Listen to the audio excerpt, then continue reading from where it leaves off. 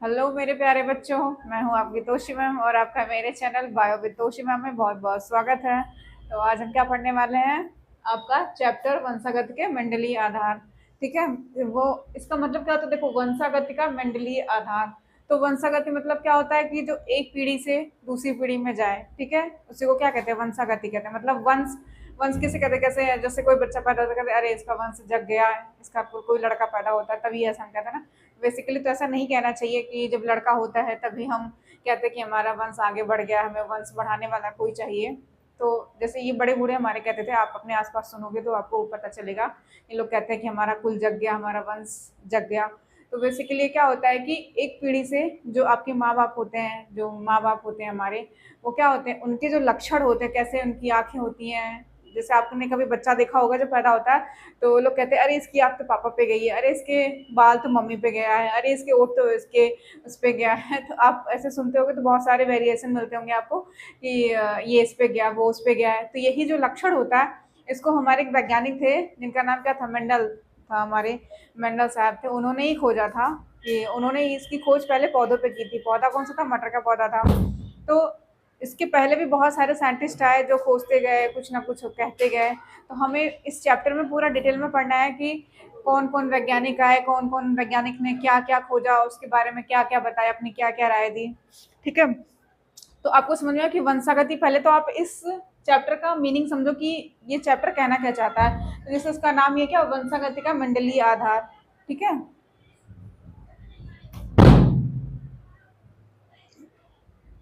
तो वंशागति का मतलब क्या होता है बेटा? जो एक पीढ़ी से दूसरी पीढ़ी में जाए। ठीक। अभी मैंने आपको समझाया कि वंश क्या, आप बच्चा होता है तो आप कहते हो कि मेरा वंश जग गया, मेरा कुल जग गया। तो क्या होता है, ये माँ बाप के द्वारा जो बच्चा आया, उसी को तो आपने कहा कि ये वंश है, ये उसका वंश अब क्या हो गया, आगे बढ़ गया। ठीक है। तो लड़की पैदा होगी तो भी आपका वंश आगे बढ़ेगा। ऐसा ठीक नहीं, ऐसा नहीं है कि लड़का पैदा हुआ तो ही वंश चल रहा है, लड़की पैदा हुई तो वंश नहीं हो रहा। ये हमारे बायोलॉजिकल लैंग्वेज में ऐसा नहीं होता। बायोलॉजिकल लैंग्वेज में आपका क्या है कि वंश आगे बढ़ गया। अगर लड़का हो गई, लड़की हो गई, तो वंश आगे बढ़ गया। ठीक है। वंश कैसे आगे बढ़ गया? क्योंकि उसने अपने माँ बाप से कैरेक्टर लिए। ठीक है। जैसे कितनी लंबाई होनी है, कितना गोरा होना, कितना काला होना है, कितना नाक कैसा होगा, आँख कैसा होगा, मुंह कैसा होगा, ये सब कहाँ से आएगा? कुछ माता से आएगा, कुछ पिता से आएगा। ठीक है। और मिल करके क्या बनाएंगे? एक पूरा कैरेक्टर हो जाएगा। ठीक है। तो आपने समझा कि वंशागति क्या होती है? जो माँ बाप से बच्चे में आता है, जो एक पीढ़ी से दूसरी पीढ़ी में जाता है, वो क्या होता है? वंशागति होता है। ठीक है। और उसके आधार पे हम देखेंगे कि मेंडल ने क्या कहा था वंशागति पे। मेंडल ने अपने क्या राय दिए थे, उन्होंने किस पे खोजा था, उन्होंने क्या राय दिया था, क्या क्या परिभाषाएं दी, क्या खोजा, वो सब आगे हम डिटेल में पढ़ेंगे। ठीक है। अभी आप देखो कि हमारा चैप्टर क्या कह रहा है। कह रहा है कि जीवों के वे सभी लक्षण जो एक पीढ़ी से दूसरी पीढ़ी में स्थानांतरित होते हैं। ठीक है। एक पीढ़ी से दूसरी पीढ़ी का मतलब क्या हुआ कि जैसे आपके माँ बाप थे, या जो हमारे माँ बाप होते हैं, उनसे हम जो बच्चे होते हैं, तो एक पीढ़ी से जो हमारे माँ बाप के अंदर जो लक्षण था, तो माँ से कुछ पिता से मिल करके हमारे अंदर आया। ठीक है। तो वो लक्षण स्थानांतरित हुए। जैसे किसी के माँ बाप लंबे हैं तो बच्चा लंबा हो गया, माँ बाप गोरे हैं, बच्चा गोरा हो गया, कोई माँ काली है, पिता गोरे हैं, तो मिक्स सब बच्चा होगा, गेहुआ का लड़का होगा। तो मतलब ये जो लक्षण होते हैं बेटा, ये इसी के बारे में मेंडल ने खोजा था प्रॉपर। जो कि कब किस स्थिति में बच्चा लंबा होगा, किस स्थिति में बच्चा छोटा होगा, कौन सी स्थिति में बच्चा नॉर्मल होगा, कैसा होगा, कैसा नहीं होगा। तो इन्होंने मटर पे खोज किया था। तो मटर पे खोज करना तो आसान था, क्योंकि बच्चे तो हम जो बच्चे होते हैं इनमें टाइम लगता है, 20 साल 25 साल को शादी होगी फिर बच्चा होगा। तो मटर का क्या था, मटर का पौधा लिया उन्होंने, मटर हर 6 महीने पे फल देता है, बीज देता है। ठीक है। तो उन्होंने फिर आगे करा लिया था, ये हम आगे डिटेल में पढ़ेंगे। अब देखो क्या कह रहा है कि ये वे सभी लक्षण जो एक पीढ़ी से दूसरी पीढ़ी में स्थानांतरित होते हैं। ठीक है। तो आपने समझा कि लक्षण क्या क्या होते हैं। या तो आपकी लंबाई में ग्रोथ हो रहा है, या आप कितना लंबा होना है, कितना छोटा होना, क्या गोरा होना, क्या काला होना, ये सब कहाँ से आएगा? आपके माँ बाप से आएगा। ठीक है। तो ये स्थानांतरित होता है। ठीक है। अब कह रहा है कि वंशागत, या इसी को हम अनुवांशिक लक्षण कहते हैं। ठीक है। तो समझ में आया कि अनुवांशिक लक्षण किसे कहते हैं? जो हमारे माँ बाप से जो हमारे अंदर आता है, उसी को हम अनुवांशिक लक्षण कहते हैं। अब हमारे हमारे से जो हमारे बच्चे में जाएगा, वो क्या होगा? वही जो पीढ़ी दर पीढ़ी चलती रहेगी, वही अनुवांशिक लक्षण कहलाता है। ठीक है बेटा। अब देखो, विभिन्न लक्षणों की वंशागति का अध्ययन अनुवांशिकी के अंतर्गत हैं। ठीक है। तो विभिन्न लक्षण कौन से हो गए? जैसे आपकी ऊंचाई एक लक्षण हो गया कि कितना बच्चा ऊंचा होगा, कितना छोटा होगा, कितना लंबा होगा। या एक आप ले लो गोरा है कि गोरा होगा, काला होगा, सांवला होगा, कैसा होगा। ठीक है। आँख कैसी होगी, बड़ी होगी, छोटी होगी, तो ये सब क्या है, ये सब लक्षण है। तो कई सारे ये जो लक्षण है, कई सारे लक्षणों को मिला करके क्या कहेंगे, इसका जो अध्ययन करते हैं हम, उसी को हम कहते हैं अनुवांशिकी। इसी के अंदर क्या आता है, अनुवांशिकी के अंतर्गत आता है। ठीक है, इन लक्षणों का अध्ययन हम अनुवांशिकी के अंतर्गत करते हैं। ठीक है बेटा। अब देखो कह रहा है कि जीवधारियों की विभिन्नताएं अनुवांशिकी की दृष्टि से अति महत्वपूर्ण है। तो जीवधारी क्या है, हम क्या जीवधारी, हम हो गए जैसे हमारे गाय भैंस पेड़ पौधे बकरियां जो भी हैं इस जीव जगत में। तो जीवधारियों की विभिन्नताएं अनुवांशिकी की दृष्टि से अति महत्वपूर्ण है। मतलब अगर विभिन्नता नहीं होगी, अगर जैसे विभिन्नता होना बहुत जरूरी है। जब हम लैंगिक रूप से जन्म कराते हैं तो उसमें क्या होता है, विभिन्नताएं आती हैं। जैसे अब माँ है, बाप है, ठीक है, तो इनमें क्या विभिन्नताएं है ना, क्योंकि माँ के अंदर अलग कैरेक्टर्स हैं, माँ की अलग फैमिली थी, पिता की अलग फैमिली थी। ठीक है, तो जब दो विभिन्न विभिन्न लक्षण आपस में मिलते हैं तो उससे जो संतान उत्पन्न होती है उनके अंदर क्या होती है, विभिन्नताएं आती हैं, क्योंकि कुछ लक्षण अपनी माँ से लेगा, कुछ लक्षण अपने बाप से लेगा। ठीक है, तो उसके बाद जो बच्चा होगा वो क्या होगा, विभिन्न होगा अपने माँ बाप से, तो कुछ कैरेक्टर उसके अंदर अलग ही आएंगे ना, तो विभिन्नताएं होना बहुत जरूरी है। ठीक है, ऐसे ही जो अब ये विभिन्नताएं कैसे आएंगी, विभिन्नताएं जब आएंगी जब लैंगिक रूप से क्या होगा, लैंगिक जनन होगा। अलैंगिक जनन में बेटा विभिन्नताएं नहीं आती हैं, क्योंकि जैसे अब देखो अलैंगिक जनन में जैसे आपका कोई पौधा है वो वैसे ही पौधा बच्चे को जन्म देगा, तो उसमें कोई वेरिएशन नहीं आएगा। ठीक है, कोई विभिन्नता ही नहीं आएगी। ठीक, तो विभिन्नता का होना जरूरी है। ठीक है, तभी हमारा क्या अनुवांशिक लक्षण एक पीढ़ी से दूसरी पीढ़ी में जाएगा, तो हमको नए नए कैरेक्टर्स, नई नई चीजें मिलती रहेंगी। ठीक है बेटा, तो आपने समझा कि जीवधारी में विभिन्नताएं अनुवांशिक की दृष्टि से अति महत्वपूर्ण है। और ये महत्वपूर्ण, ये विभिन्नताएं कब आएंगी, जब हमारा क्या होगा, लैंगिक जनन होगा। ठीक है, ये लैंगिक जनन होगा तभी विभिन्नताएं आएंगी बेटा। ठीक है, तो इसके लिए लैंगिक जनन का होना बहुत ही ज्यादा जरूरी है। तो लैंगिक जनन का मतलब क्या होता है, जब आप मेल से क्या मिलेगा, शुक्राणु, और फीमेल से ओवा मिलेगा। तो जब जो लैंगिक होगा, जो आपका क्या बनेगा, जो रिप्रोडक्शन होगा, जो फर्टिलाइजेशन होगा, उससे क्या बनेगा, आपका फीटस बनेगा या भ्रूण बनेगा, उसी से क्या होगा, आपकी नई पीढ़ी उत्पन्न होगी। ठीक है, उसी को आप कहते हो लैंगिक जनन। ठीक है, अलैंगिक जनन में इसमें माँ बाप दोनों की आवश्यकता होती है। आपको एक मेल चाहिए होगा, एक फीमेल चाहिए होगा लैंगिक जनन में, जबकि अलैंगिक जनन में या तो मेल से ही हो जाएगा बच्चा, अगली संतान, या फीमेल से भी हो जाएगी। ठीक है, तो ये आपके लैंगिक और अलैंगिक जनन में अंतर हो गया शॉर्ट फॉर्म में। तो अभी आप समझा कि अलैंगिक जनन के द्वारा ही क्या होगी, विभिन्नता। ये क्वेश्चन पूछ सकता है कि विभिन्नता कैसे आ सकती है, अलैंगिक जनन से या लैंगिक जनन से। तो विभिन्नता कैसे आएगी, जब लैंगिक जनन होगा, जब माँ और बाप अलग अलग मिलेंगे।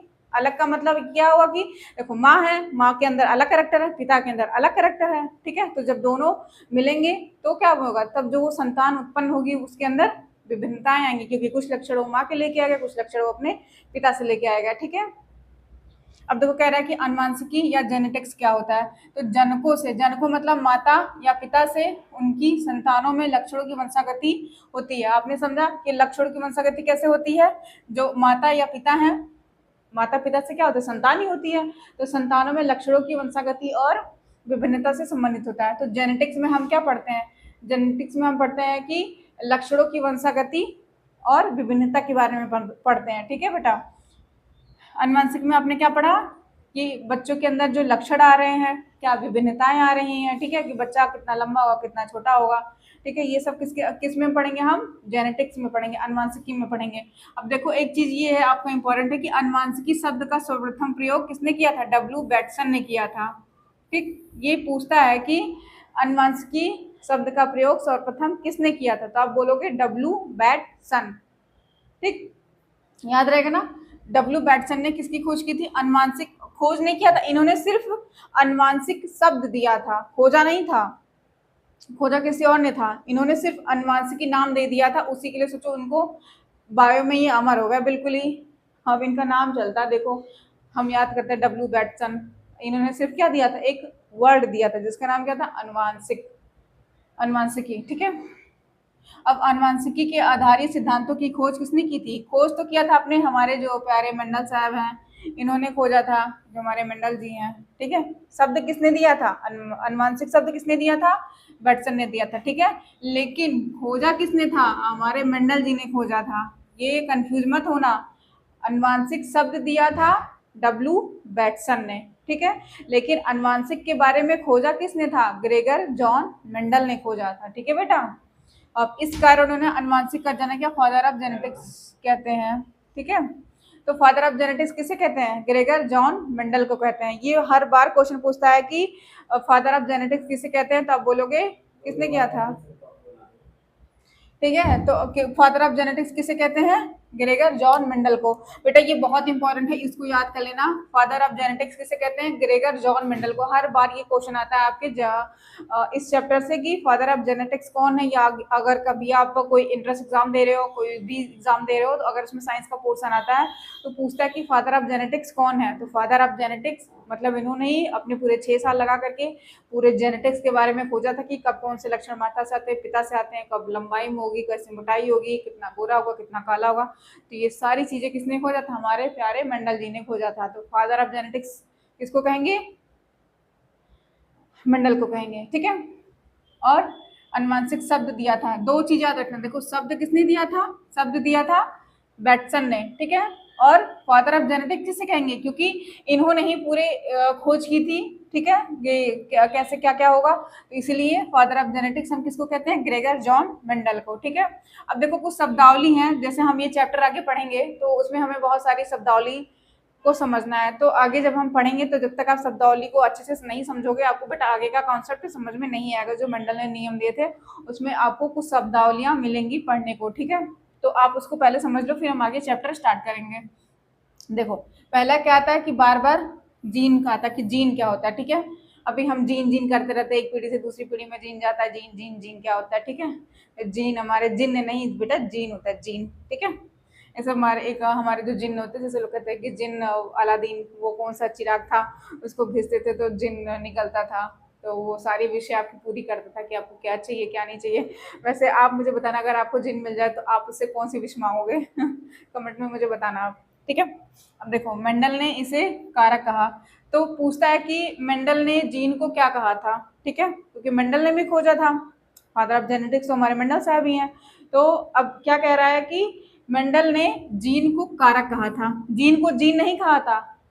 मेंडल ने जीन को जीन नहीं कहा था, इन्होंने जीन को कारक कहा था, ठीक है। ये क्वेश्चन शॉर्ट में बनता है कि मेंडल ने जीन को क्या कहा था, ठीक है। तो मेंडल ने जीन को कारक कहा था, जीन नहीं बोला था, ठीक है। जीन को अभी आगे पढ़ेंगे कि जीन किसने कहा था। तो मेंडल ने इसे क्या कहा? कारक कहा, ठीक है। अब जीन क्या होता है? गुणसूत्र पर स्थित वह रचना जो किसी अनुवांशिक लक्षण को एक पीढ़ी से पीढ़ी दर पीढ़ी स्थानांतरित एवं अभिव्यक्त करती है, ठीक है। तो जो जीन ही होता है, जीन कहाँ होता है? जीन डीएनए के, जो हमारा डीएनए होता है, डीएनए का फॉर्म करता है डी ऑक्सीराइबोज न्यूक्लिक एसिड, ठीक है। क्या होता है? डी ऑक्सीराइबोज न्यूक्लिक एसिड, मैंने आपको पिछले वीडियो में बताया था, ठीक है। लिखना पड़ेगा, रुको मैं लिख देती हूँ।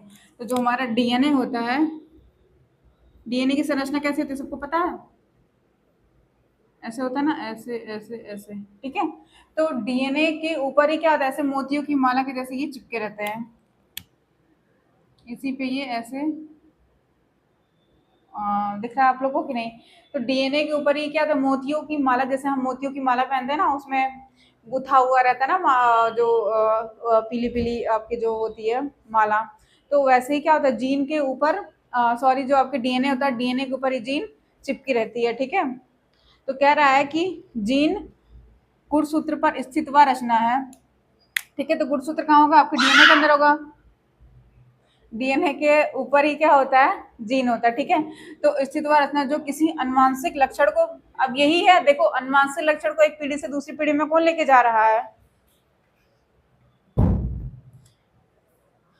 सॉरी, अनुवांशिक लक्षण को एक पीढ़ी से दूसरी पीढ़ी में कौन लेके जा रहा है? यही जो हमारा जीन है, जिसको मेंडल ने कारक कहा था, यही एक पीढ़ी से दूसरी पीढ़ी में जाता है। यही आपके माता पिता से आपके अंदर आता है, आपके कैरेक्टर्स को लेकर के, कि आपकी कितनी लंबाई होगी, आप कितने गोरे होगे, आपकी आँख कैसी होगी, आपके बाल कैसे होंगे, ठीक है, आपके ओट्स कैसे होंगे। तो ये सारे लक्षण कौन लेके आता है? ये आपके प्यारे भैया जीन लेके आते हैं, ठीक है। ये जीन ही है जो आपकी अनुवांशिक लक्षणों को पीढ़ी दर पीढ़ी स्थानांतरित करते हैं। जैसे जो आपके माँ बाप से आपके अंदर आया, अब आपसे आपके बच्चे में जाएगा, फिर उनसे उसके बच्चे में, तो ऐसे पीढ़ी दर पीढ़ी आगे बढ़ती रहेगी। तो ये कौन लेके आता है? आपके जीन से लेके आते हैं, ठीक है। ये जीन ही होता है जो माता पिता से आपके अंदर से आपके बेटे के अंदर, फिर उसके बेटे के अंदर, ऐसे ऐसे आपके ये चलती रहती है पीढ़ी दर पीढ़ी, ठीक है।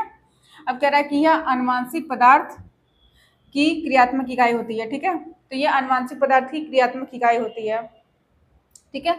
जैसे जीन शब्द का सर्वप्रथम प्रयोग किसने किया था? विलियम जॉनसन ने किया था, ठीक है। किसने किया था? विलियम जॉनसन ने। तो देखो जीन को याद करने के लिए ऐसा होता है ना, जैसे जीन, जास, जीन और जॉनसन, देखो मैच करा ना, लास्ट में जीन और जॉनसन, तो ऐसा भी याद कर सकते हो। जीन, देखो जीन और जॉनसन, सन ना यहाँ पे भी है ना यहाँ पे भी है, जा से स्टार्टिंग यहाँ पे भी है और जा से स्टार्टिंग यहाँ पे भी है, तो आप ऐसे याद करते हो कि जीन का सर्वप्रथम प्रयोग, जीन शब्द का सर्वप्रथम, जैसे मेंडल ने कहा था जीन को कारक कहा था, ठीक है। तो मेंडल ने जब अपनी खोज की थी तो उस समय उन्होंने इसको कारक कह के ही संबोधन किया था, ठीक है। उसको जीन नहीं बोला था, उन्होंने जो भी अपनी पत्रिकाओं में जो भी उनके थीसिस छपे थे उसमें उन्होंने उसको कारक ही बोला था, ठीक है। लेकिन जब हमारे जॉनसन साहब आए उन्होंने ही कारक ना बोल करके उसको जीन बोला, उसके बाद से हम क्या बोलने लगे? उसको जीन बोलने लगे। अगर जॉनसन नहीं आए होते तो हम अभी तक क्या कह रहे होते? जीन को कारक ही कह रहे होते, ठीक है। लेकिन हमारे जॉनसन का बहुत बहुत धन्यवाद जिन्होंने जीन को जीन बोला, ठीक है। तो इन्होंने अपने नाम पे ही बेसिकली, मुझे लगता है इनका नाम जॉनसन था तो क्या पता उससे रिलेट करके जीन रख दिया हो, ठीक है।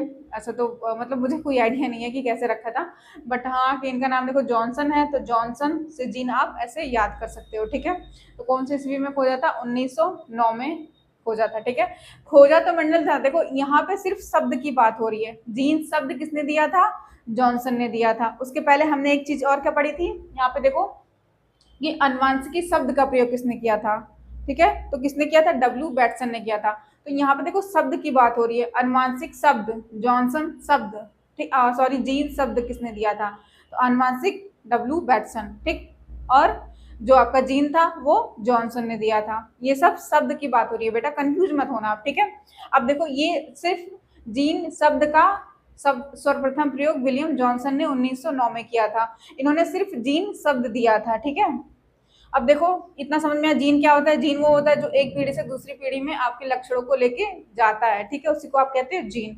अभी हम जीन के बारे में बहुत पढ़ेंगे, हर जगह आपको जीन जीन ही मिलेगा आगे पढ़ने को, ठीक है। तो जीन समझ लो जीन क्या होता है, ठीक है। अब देखो दूसरा क्या कह रहा है कि लक्षण या कैरेक्टर्स, किसी जीव की आकार की संबंधित विशेषताओं को लक्षण कहते हैं, ठीक है। आकार की मतलब क्या होता है कि आपकी लंबाई कैसी होगी, आपकी मोटाई कैसी होगी, आप कैसे होगे, तो ये सारी चीजें किसके अंदर अंतर्गत आती हैं? आपके लक्षण के अंतर्गत आती है। कि आप जैसे मान लो ऊंचाई एक लक्षण है कि आपके माता पिता की हाइट इतनी है, ठीक है। तो कुछ से मिलता जुलता या तो आपके पिता की हाइट आपको मिलेगी या तो आपकी माता की हाइट मिलेगी या बीच में से मिलेगी, ठीक है। या तो बहुत लंबे नहीं होगे या तो बहुत छोटे नहीं होगे, बीच में होगे। तो ये लक्षण क्या है? जैसे अब ये लंबाई एक लक्षण हो गया, जैसे आपकी आँख कैसी होगी, माता के जैसे होगी, पिता के जैसे होगी, तो ये एक लक्षण हो गया। आपके ओठ कैसे होंगे, माता के जैसे होंगे, पिता के जैसे होंगे, तो ये सब क्या एक लक्षण हो गया, ठीक है। तो ये किसके अंदर आएगा? लक्षण के अंदर आएगा, ये कैरेक्टर होता है आपका, ठीक है। अब देखो अगला क्या कह रहा है कि विशेषक क्या? ट्रेट। ट्रेट किसे कहते हैं? किसी लक्षण के दो भिन्न भिन्न उपलक्षणों को विशेषक कहते हैं, ठीक है। जैसे देखो क्या एक लंबा होगा, ठीक है, या बौना होगा, ठीक है। या तो आप लंबे हो गए या तो बौने हो गए, ठीक है। तो उसी को हम क्या कहते हैं? ये ऊंचाई का विशेषक है, ठीक है। तो समझ में आया ट्रेट क्या होता है कि किसी लक्षण के दो भिन्न भिन्न उपलक्षणों को क्या कहते हैं? जैसे अब लंबाई का उल्टा क्या हो गया? बौना। या तो लंबा होगा या तो छोटा होगा, ठीक है। या तो गोरा होगा या तो काला होगा, ठीक है। या तो नीला होगा, पीला। तो मतलब ऐसे जो दो भिन्न भिन्न में आप विभिन्नता कराओ, दो भिन्न चीजों में क्या कराओ आप? विभिन्नता कराओ, उसी को आप क्या कहते हो? ट्रेट कहते हो, ठीक है। इतना समझ में आया? अभी इसके आगे का हम कल देखेंगे, ठीक है बेटा। इतना समझ में आया, इसको आप रिवीजन कर लेना। शब्द पे ध्यान देना कि शब्द किसने कहा था और खोजा किसने था, उस पर कंफ्यूज मत होना। अनुवांशिक शब्द और जीन शब्द, बेटा ये हर बार क्वेश्चन आता है, ये बहुत इंपॉर्टेंट है। इस चैप्टर का one of the most important topic है ये, ठीक है। एक तो चैप्टर भी आपको बहुत इंपॉर्टेंट है और इसमें क्वेश्चन भी ये छोटे छोटे क्वेश्चन ना हर बार हर पेपर में पूछते हैं। तो आप अनुवांशिक शब्द किसने खोजा था याद कर लेना, और जीन की खोज किसने की थी, सॉरी जीन शब्द किसने दिया था, जॉनसन ने दिया था, ठीक है। और फादर ऑफ जेनेटिक्स तो आपके मंडल साहब है ही। तो इतनी चीजें आप याद कर लेना, उसके आगे हम कल पढ़ेंगे, ज्यादा पढ़ लोगे तो कंफ्यूज हो जाओगे, ठीक है। इतना पढ़ो, इतना याद करो, फिर हम इसके आगे का कल देखेंगे, ठीक है बेटा। अच्छी लगेगी तो मेरी वीडियो आप सब्सक्राइब कर लेना, ठीक है। मेरे वीडियो को लाइक करना और चैनल को सब्सक्राइब कर लेना, ठीक है बेटा।